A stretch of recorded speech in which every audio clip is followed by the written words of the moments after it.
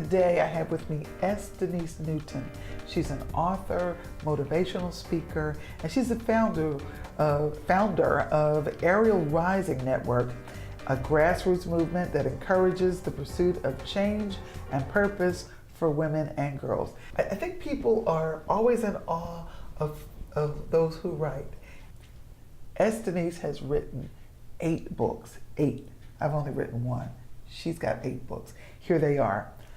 2 Continents, 1 Hope, Cubs Rising, Pursue It and Do It, Poetic Pause, Because Truth is Liberating, I, Woman, The Faith Chronicles, The Shortstop, Interception, and now she's got Couture's Song. That's her latest. Hi, I'm Janet Conner-Knox, and this is Talking with Janet. Welcome to the newest dialogue in politics, community news, human interest stories, entertainment, and information from Eastern North Carolina.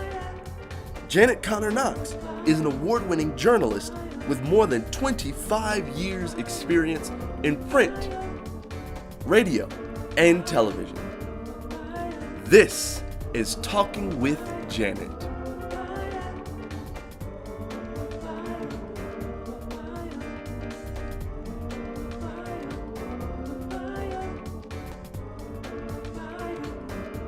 If you think she hasn't given it all, she is a decorated U.S. Army veteran. She's received the Sparkle Award from Conscious Music Entertainment for her activism and the community work. And Denice, thank you. Thank you for having some time to come and sit here talking with Janet. Oh, I'm loving it. I always enjoy talking to you, Janet. Well, thank you very much. When you talk about Couture's Song and writing this one is when was this one available?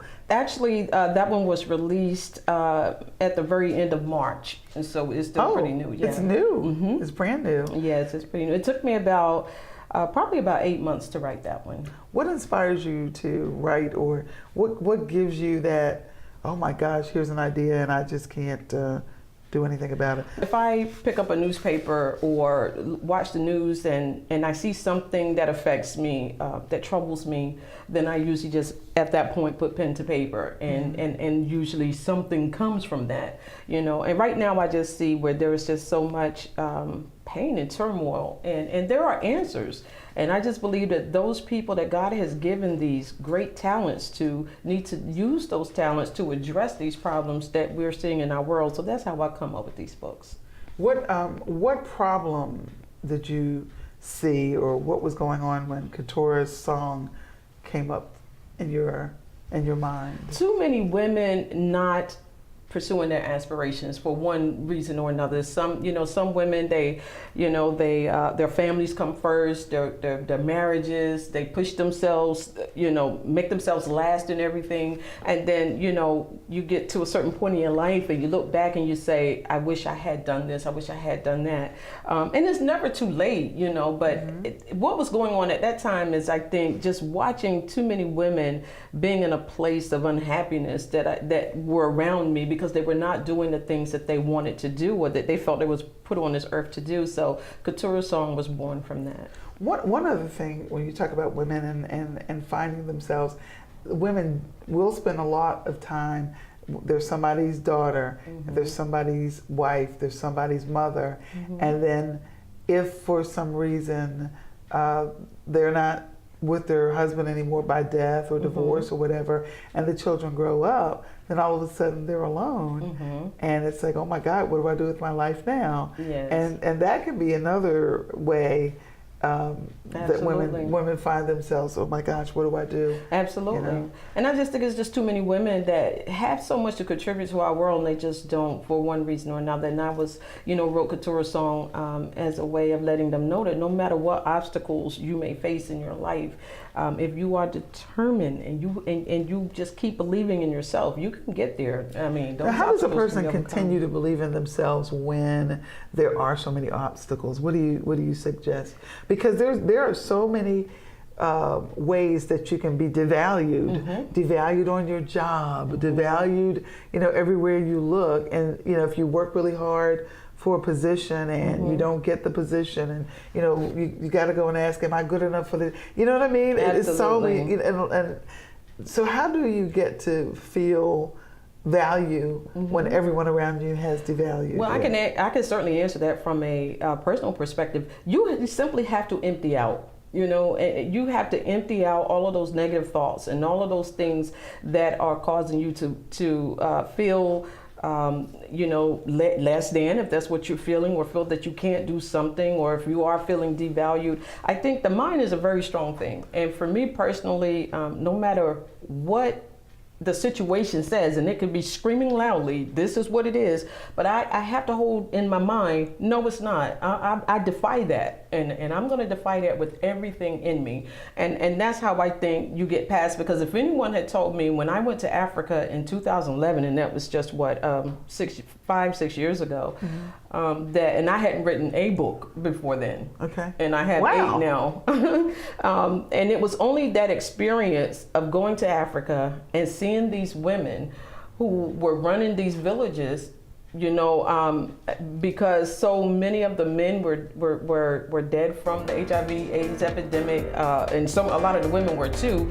But seeing these women trying to hold it together, I actually got to see these women walking with these large buckets on their heads with a baby strapped to them, and then carrying, and it just, that strength that they had and that dignity that they still had, no matter what their circumstances dictated, is another thing that helped me come back and do this kind of work. I just believe in the strength of women. More with Denice Newton, author, activist, woman empowerment person, right after this. This is Talking with Janet from Janet Conner-Knox.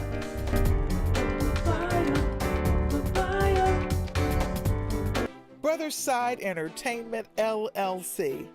Multiple award-winning, multifaceted, specializing in film, television, stage, new media, special events, sports, industrials, training videos, commercials, PSAs, and more. We produce unique, fresh, stand-out material that entertains, enlightens, inspires, and empowers. We expose people from all walks of life to untold stories, taboo topics, and colorful characters through the arts. We produce original content, and we are also ready to help you bring your project to life. Our prices are competitive. Creative and technical challenges can make or break a project. Our team is comprised of lauded filmmakers, actors, and musicians with a combined 20 years of field and academic training. Our work has garnered official selections and commendations at local and international film festivals. We aim to break down the walls that stand between you and your dreams. Visit us now at BrothersideENT.com, on Twitter at BrothersideENT, and on Facebook at Brotherside Entertainment.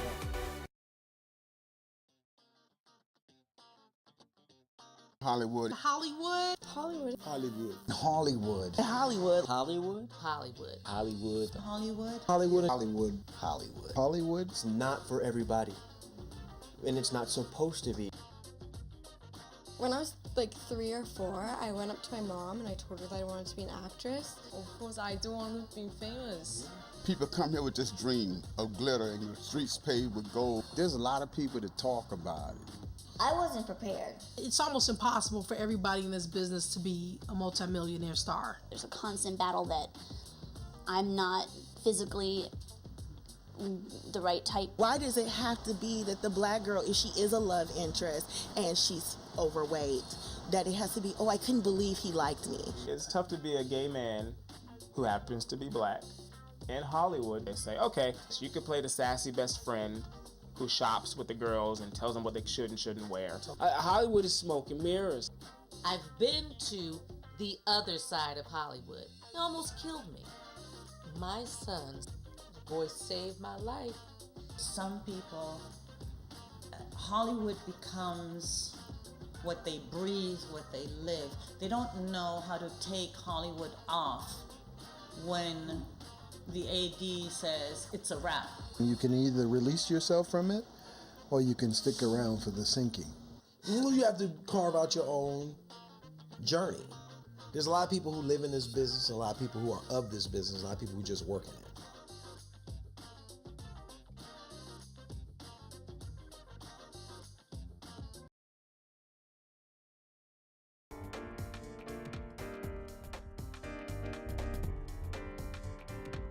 We're back with Denice Newton.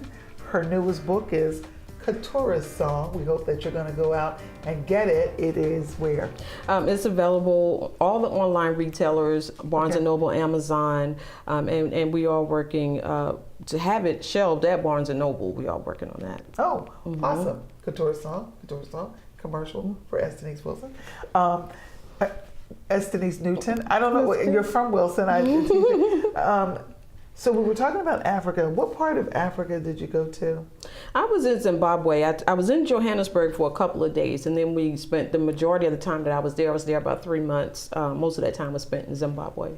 I have never had the pleasure. I heard that it's a very spiritual experience to go. It is. You know, it's almost like, and you may find this a little weird, but my first book is called Two Continents, One Hope, which I wrote, which chronicled my trip to South Africa.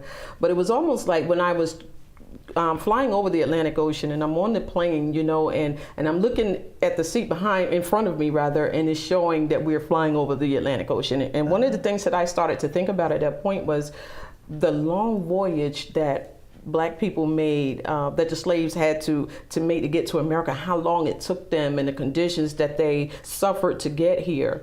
And the fact that horrific conditions, absolutely. And then for me to be going home in a sense. And one of the chapters in my book is that I took my ancestors home, you know, because I returned to Africa. And to get there at the airport in Johannesburg and have these guys meet us and say, "Welcome home, sister." I mean, that was probably the greatest thing ever. So that's amazing. And the thing about it that people should understand is when you talk about this fondness of Africa, you haven't given away America. Of course, America is your home. Absolutely. But sometimes I think people misunderstand when African Americans embrace their culture. Yes. They seem to think, oh, well, then you don't want to be an American. Of course we're Americans, you know, but we're also paying homage to those people. Absolutely. Yeah. You know, Janet, one thing that and all of that has helped me to give birth to these book projects that I'm doing, because I also visited, which is now a museum attraction, is the Mandela House. It's the actual house that when Nelson Mandela and Winnie first got married, this is the house they lived in. And I went in that house and saw a lot of his artifacts and personal belongings there. And then outside there's a tree there, and I took a picture under this tree, but they said that when a baby is born, they would bury the umbilical cords under this tree, because that's their way of connecting that child to the ancestors. Those kind of things made me cry, obviously, you know, hearing all this historical stuff and knowing that I was standing in the house where Nelson Mandela once lived and seeing his bed and his shoes and some of his other personal effects. It was really life-changing, and I knew when I came back to America, I couldn't come back the same, because I went there and I was given something. I was given a message, you know, and I had to bring that message back across the Atlantic. And so that's why I do what I do. So that was the birth of Two Continents, One Hope? That was the birth of Two Continents, One Hope. Wow, Absolutely. That's amazing. All right, so, and then the next book after that and the next book all had these themes of women being empowered. Am I correct? You're absolutely correct. The foreword for Two Continents, One Hope was written by none other than the ambassador to South Africa, who was Thandi Luhabi-Renko, and she was also in exile during the time of Nelson Mandela. They were very good friends. She was exiled from her homeland for over 30 years taking a stand against apartheid. And because she took that stand, She wasn't allowed to go home, and she was threatened to be killed and assassinated so many times. And her strength and her resolve, I met her through another mutual friend from the radio, and the ambassador and I are very close. And I want to go back to South Africa and spend some time with her, because I want her to pour more into me about that period, so that I can continue with the work that I do. And with her being that kind of woman that says, I'm standing up against apartheid, I'm leaving my family. She had a child that died during that time. But if you see her today, she's beautiful. She's almost 80 years old, but she is still so strong in spirit. And I just love her. And she's taught me so much over the course of these last 5 years. When you talk about women and strength and all of, you said you do some work with little girls with Ari'el Rising. Talk to me about that work. When I did the book Ari'el Rising, which Ariel, A-R-I-E-L, of course, in the Hebrew tongue means lion or lioness. And if you were to see my car, you see I got a plate on the front with lions on it. I'm real crazy about lions, because I actually took pictures with lions when I was in South Africa. I petted lions, I walked with them, I interacted with lions, and they didn't kill me. Oh, you're one of those people. I'm one of those crazy people. Because we watch television lots of times, and I love the animal shows, and I see folks getting too close to animals and to lions, and I'm saying, you know that you might not come home, so you came home. Well, I said when she didn't kill me, I knew she had to become a part of everything that I did from that point forward. One of the things I noticed, first of all, she was absolutely beautiful. That's how I know Ariel. When she didn't kill you. When she didn't kill me, I knew she would become a part of everything that I did. But she was absolutely beautiful, was the first thing I noticed about her. And then to touch her, she was very soft, but you could feel the muscles. Where were you? We were in Victoria Falls, actually, in Zimbabwe, in South Africa. And she was very... she let me give her a belly rub, and we posed for the camera and everything. Was she some part? What was she? I mean, you didn't walk up to a live lion. I mean, of course she was alive, but a wild lion. Did you? Well, actually, they're not tamed, but they are accustomed to the tourists. Okay. And plus, I think where we were, they had just killed a buffalo the night before, so she was full. I'd have been an after dinner mint. She really wasn't interested in me, but it was fascinating because I knew. Everything I did, this is where Ariel was born. And so I see little girls now, and I look at little girls 5 and 6 years old, and I can already see an activist. I can already see a teacher. I can already see what's in that child. And so I try to find platforms for them to use their talents now, while they're little, because that kind of helps keep them on a path, because if they know this is what I love to do and I'm already good at it, it'll help keep them going on that path, and maybe we can help save some of them and keep them from going into areas that they shouldn't. And then I came up with the book Cubs Rising, CUBS, which Cubs is an acronym for Children United for a Better Society. And so I actually interviewed 50 children, 50, and I asked them all 7 questions, and their answers were not children answers. When I asked them questions like, if you were elected president today, what would be the first thing you do? And they tell me the first thing I would do is get rid of drugs. I had kindergarten first graders telling me that. I get rid of guns. There's too many people getting killed by guns and things like that. And so, ask them about their aspirations and how do they intend to make their dreams come true. And I'm asking 5, 6, 7-year-olds this. All these children are in elementary school. And they tell me, I'm going to do it by staying out of trouble. I'm going to college. I already know what college. I'm going to Duke. I'm going to Carolina. I'm going here. I'm going there. And I have a national spokesperson for the Cubs Rising Project, and she lives in New Jersey. And she started her own business at 9 years old. Wow. So she's 9, and she has her own theater camp. That's wonderful. Denice Newton is a local author. She's an activist, and she's got a new book, Katora's Song, that you can get, and 7 more books in addition to this one. So don't just read this one, read them all, and she's accessible, so you can even get them autographed, Thank you very much for being on Talking with Janet.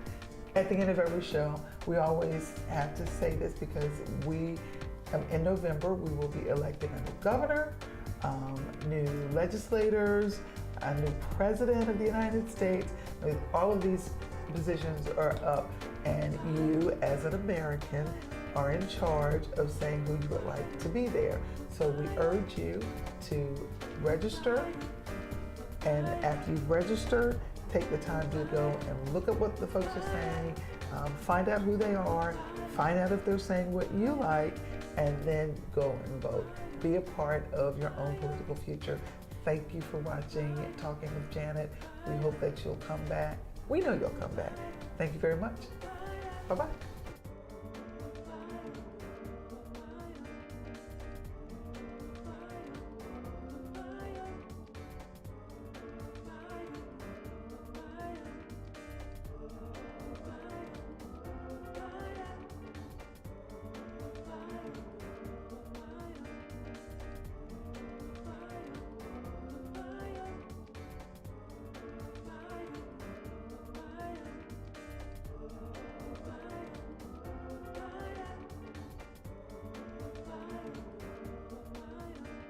If you or someone you know would like to be a guest on Talking with Janet, please contact us by email, brothersideent@gmail.com. Leave your name and contact information. Without that, your guest will not be considered. This has been a Brotherside Entertainment production.